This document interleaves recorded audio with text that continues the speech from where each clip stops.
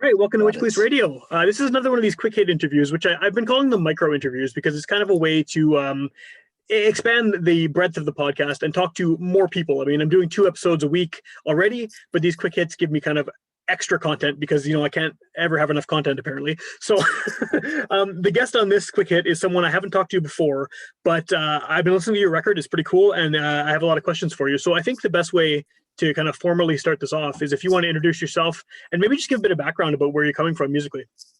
For sure. My name is Taylor Palmer, but I go by Taylor Cash Davies. Again, moniker from back in the day. I started out playing in a band called Losing Focus like 15, 20 years ago, I guess now. And then it just became, as we all got older, it was like different styles changed. People got careers going and stuff. And then I did a couple solo releases with one of the guitarists. And then this is my first full length as like just a solo this time around. So cool. It's kind of a goal of mine to release a full album. So am I correct in saying that this album that's out now is kind of a compilation of stuff you've done over a number of years? Yeah, I kind of, it's like I write a lot, and it was a kind of a neat time to take some courses that I hadn't really used yet and put some material together. But the majority of it, I'd say the 10 songs out of the 12 I wrote within the last about maybe 3 years. So yeah. Okay. So it's fairly recent, at least. Yeah. This is a question I hate asking everyone because everyone hates answering it. But how do you define the type of music you're doing? Because it's everyone likes to compartmentalize. I especially like to do this and kind of put a label on everyone. But it's hard now. We're in an era where everything is got 6 different genre tags. And what do you call it if someone hears you got a new project and you want to explain it to them?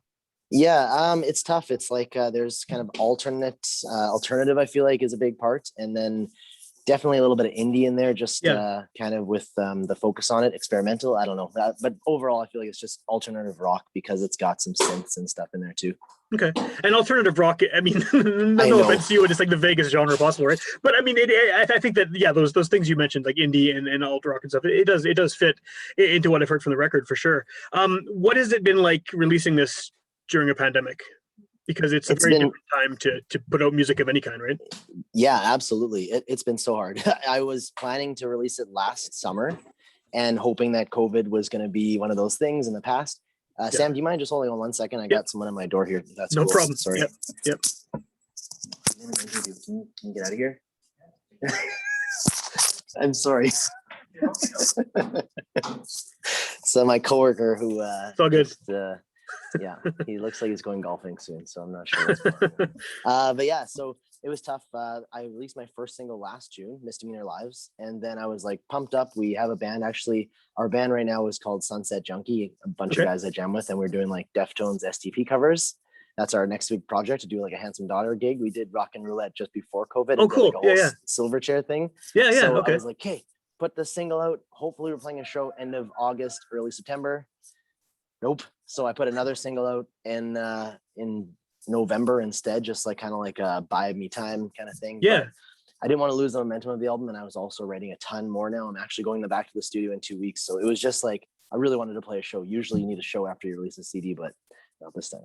It's not happening this time. Yeah. Well, it's interesting you mentioned some of those bands because I definitely got a 90s vibe from the record. Maybe not as heavy as some of those bands, but because, again, more of the indie stuff happening. But it definitely has that kind of, I'm not even sure what it is, but it definitely reminded me of the stuff I listened to in the 90s too, for sure. It has that kind of, I don't even know what it is. Like, can you put your finger on what it is that makes it 90s-ish? Because I can't. Like, I get that from it, but I couldn't figure out what exactly made it that. That's cool, man. I appreciate that a lot. I don't know. Yeah, maybe it's a little bit of like the tone of the guitar, maybe. And like I was sampling in some like different drum sounds. Like we were using like some stuff for like the Deftones drum because I really wanted that kind of hollow-y kind of feel. So maybe it's a little bit of that too, but I don't know. Maybe just influences that trickled out some way. Yeah.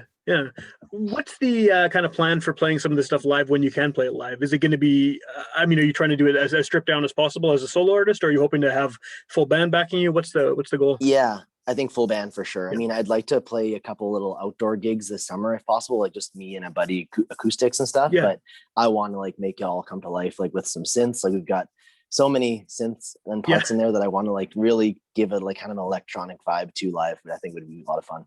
That'd be cool. Yeah. Do these songs, do you think that they work well if you do strip them down though? Like, do they still kind of work on their own as just basic acoustic numbers, or do you kind of need that extra the extra instruments to sort of flesh it out and push it? Good question. Yeah, I think that a lot of them were written on like a little, like literally in I'm a teacher. So in my classroom, I always keep my little classical guitar at the Yeah, back and I'm yeah. just kind of noodling around. And I think they were all written pretty much on an acoustic guitar. So they can be, but they'll definitely have a very different vibe. Yeah, yeah. So do you have, I mean, is that band that you're jamming with, is that who you're going to use for this potentially, or what are you doing Yeah, for that? Yeah. exactly. Yeah. And then I'd probably recruit another guitarist as well, just to take off some of so I can focus more on the singing and some of the synth stuff. So Cool, cool. So how long has this actually been out for you? I mean, it's very recent, right? yeah, it was released on all streaming platforms June 11th, and then I made some CDs, which is I can get you on too. I just got them last Thursday or maybe just before that. Yeah, so about a week and some. Yeah. Cool, cool. What is that? I mean, that's kind of the other thing, right? Is you're not able to play shows right now. So Yeah. the CDs, are they just going to sit in a box basically until you can get out there and play at live shows, or what? Other than all my older relatives who still have CD players and listen, that's about it. Yeah. What was the reasoning behind? I'm glad you're putting out a CD because, like, you know, I think as people who listen to the show know, I only listen to physical media, tapes, record CDs, because I'm old and set in my ways. But like, what was the decision behind putting out a CD? Because we're in an era where a lot of people just won't bother with that, especially in a time like this where you can't play shows, right? Yeah, I kind of wanted to. I mean, I never made a CD for our last project. In 2018, I was part of a band called Bourbon Birds. Okay. And we never put an album out other than digitally. And it's such a time capsule in a way that kind of signifies the art I was into and just like the style and stuff. So I kind of like having like a little memorabilia for myself more than anything. Maybe it's a vanity thing, but well, it is cool, right? I mean, because you have the digital release, you could have tons of people listening to it, but it's still just floating around in the cloud somewhere. At least with the CD, you have this hard copy that it's cool. Yeah. So what's the best way for people to track you down and find your music at this point? I mean, again, as we know, there's no shows happening, or they're starting to happen slowly in the city, but what's the best option to find out what you're up to and hear the record? Well, I always suggest like following on Spotify, obviously, because I update bio with artist picks, and then with just upcoming shows eventually there'll be a section on there. Yeah. Right now it's just blank and in the void. But other than that, Instagram for sure, Cash Davies, and then those are pretty much the main two. Facebook, not really anything there, but there is like I put an odd song up or something like that, or the story worth looking at. So yeah. Okay, and then I guess like Bandcamp and YouTube and all other stuff you probably. Oh yeah, for streaming, everything. I use DistroKid, so it's great. Yeah, mostly it's pretty much if there is a streaming service that you know of, it's on there. So cool.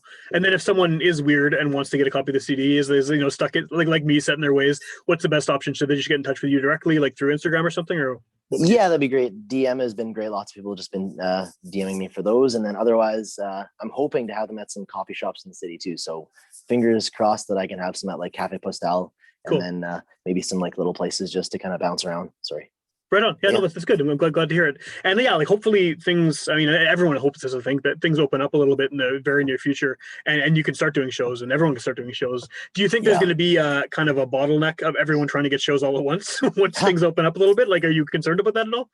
I feel like it's probably going to happen. Yeah. Like I'm hoping Park Theater is usually my go-to as well. So I really want to get in there, but I wouldn't mind even just giving it some more time. I feel like it's going to be sort of like bottleneck, but also like hesitancy of people like, is it good to go yet? So I feel like I still probably would wait till like September, October anyways, and then get a full set down, get some sweet cover songs ready.